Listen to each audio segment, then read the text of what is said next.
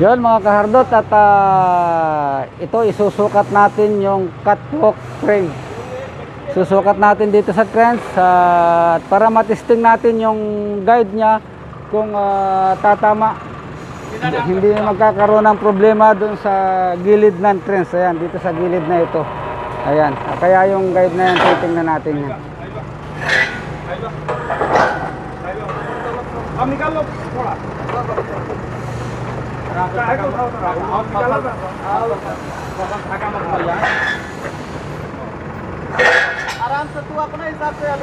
Ayan. Up. Suyap. Ada maaf muskila ada. Suyap po sina. Hoy dahin he. Aywa. Ayan, sinukat po natin. Ayan. At ito na ang ayun. Hop. Then ada very good clearance now. You see the clearance now equal. Now no have too much gap. 1 minute. At ayan mga kahardot, at na-testing na natin yung trends, yung catwalk. Okay. Ha? Ano ka pa ya?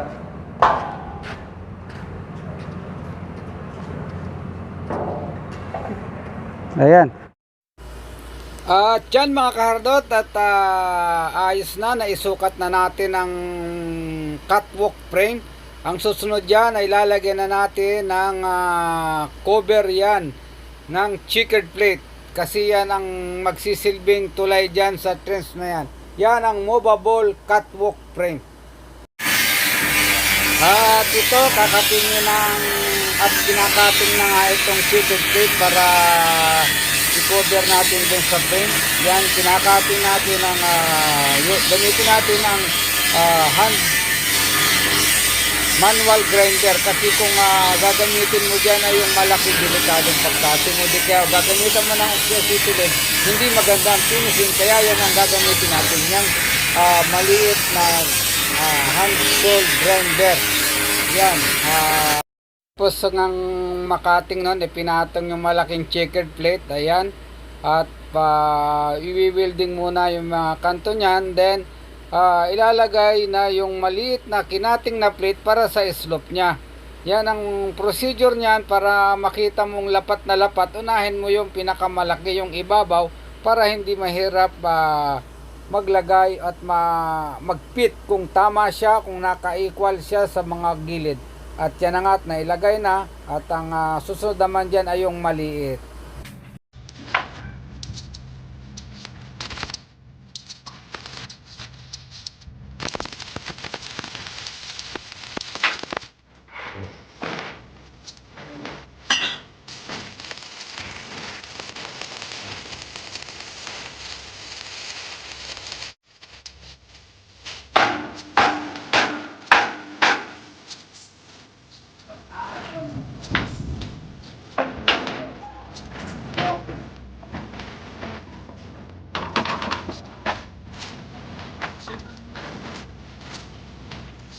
Lang ganito, hindi tayo kasarang gabi lang ako.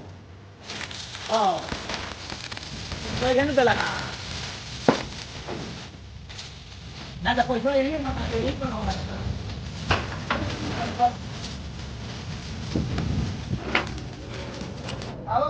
At ilalagyan din niya ng handle para pagtulak nila at paghahila doon sa trends, madali nilang magagawa. Ito, lalagyan dito ng handle yan. Ayan. At pagkatapos niya checkered plate na yan, yan naman ang isusunod, ang handle. Bawat kabilaan ay lalagyan ng handle.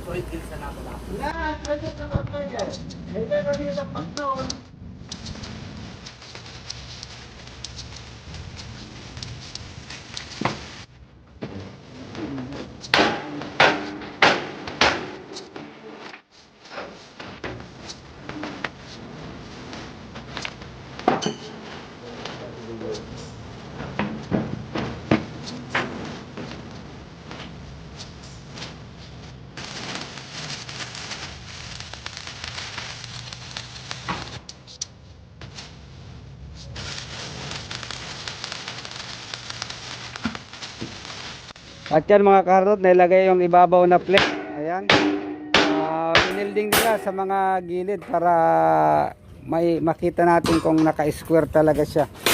At yan, at mamaya babaligtad din yan. Yung sa ilalim, dapat ito, ang welding nito sa ilalim ka magwi-welding, hindi sa ibabaw, para yung finishing sa ibabaw maganda, hindi masisira.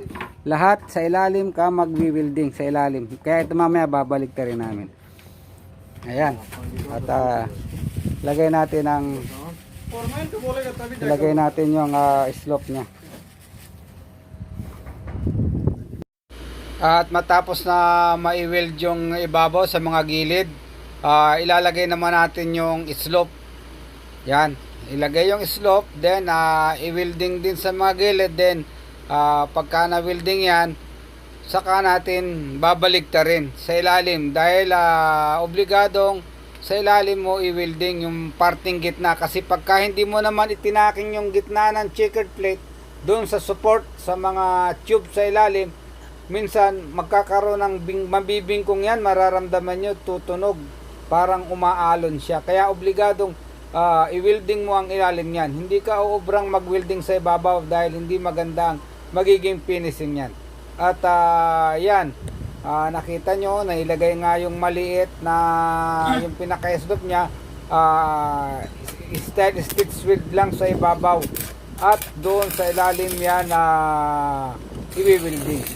Yung duksungan niya na ipapainal ko, ipapupulweld ko yung ibabaw na yan para mas magandang tingnan.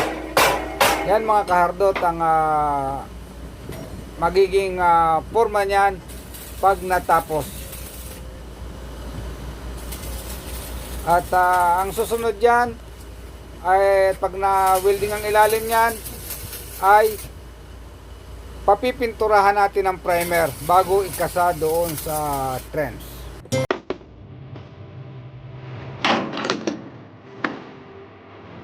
Ayan guys, matapos na yung paglalagay ng checkered plate. Ayan.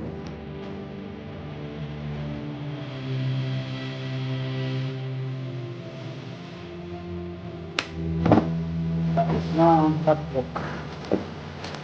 Yan ay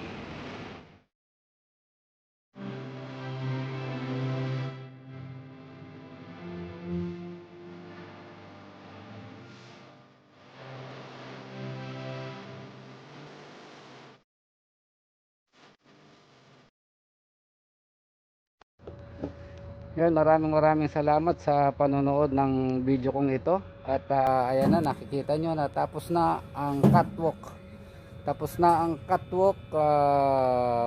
Doon na kakabit natin sa open trench. May kahirapan pero nagawa sa simpleng pamaraan. Basta't kumpleto ang materyales, madali nating maisasagawan. Yun, maraming salamat mga kahardot. Maraming salamat po sa inyong suporta sa channel ko. At God bless at mabuhay tayong lahat. Bye-bye!